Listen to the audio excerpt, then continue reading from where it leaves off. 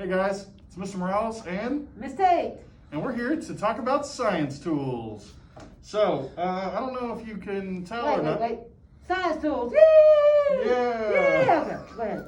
Okay, so I don't know if you can tell, but we're wearing something that you should always wear when practicing or experimenting with any type of scientific materials, your goggles. Now, we've got a couple different kinds to show you here.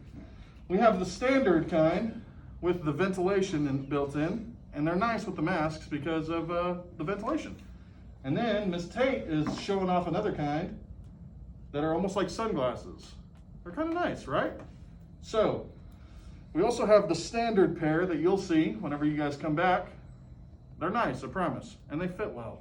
They're mostly comfortable, sure. Yes, They're mostly comfortable, yeah. Well, that's the ticket. All right, where do we want to start? Let's start with a microscope. Perfect.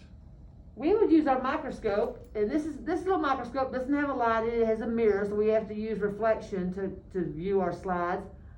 But we would have to use this one over close to the light because these lights are not strong enough. So we'd have to go by the window, and we would look at really small things that we couldn't see with our eyes.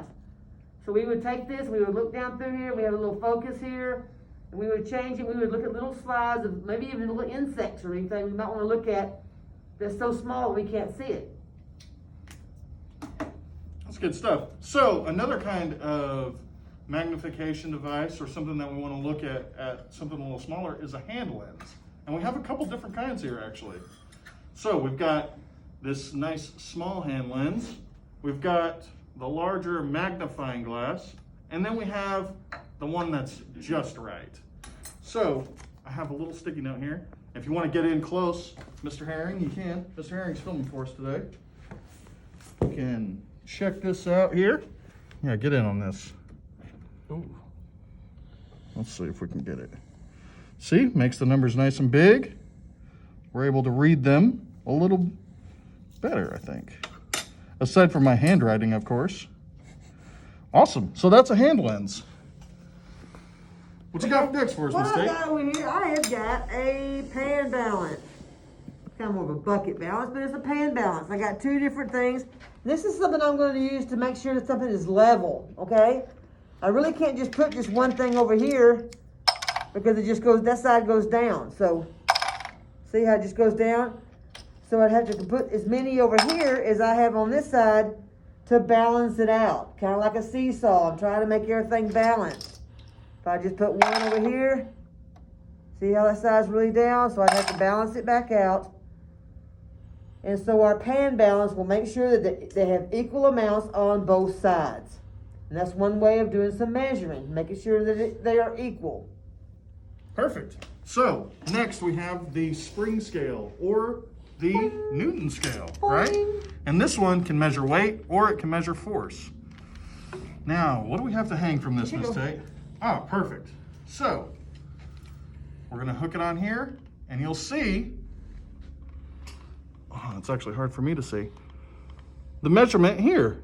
And of course, we'll discuss that more when we get to actually measuring these types And of if things. any of your parents or grandparents fish, they probably use these to measure the weight of the fish.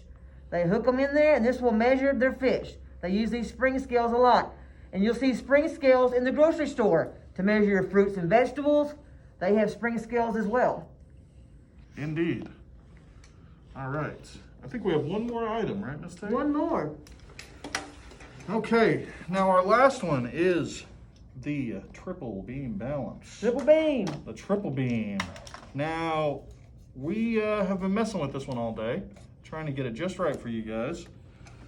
But, do we have something we should weigh? Perfect.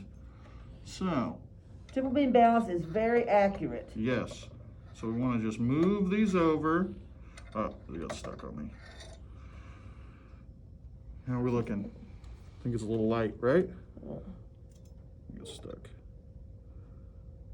Oh, How's it looking? Is it close? is it close, Mr. Herring? Let it settle.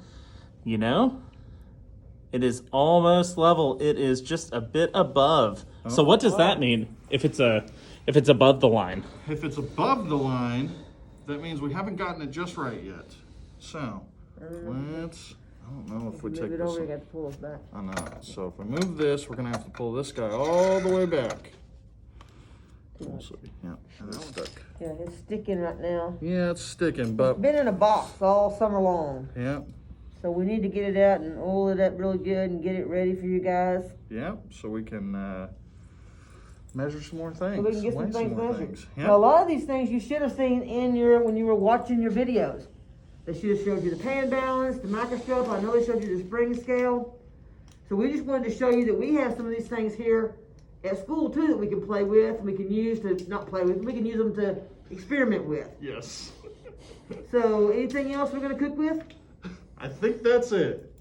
But yeah, so we're excited to have you guys back at some point so that we can actually do these in person. You can get your hands on some of this good material, right? All right, That's it. bye guys. Science.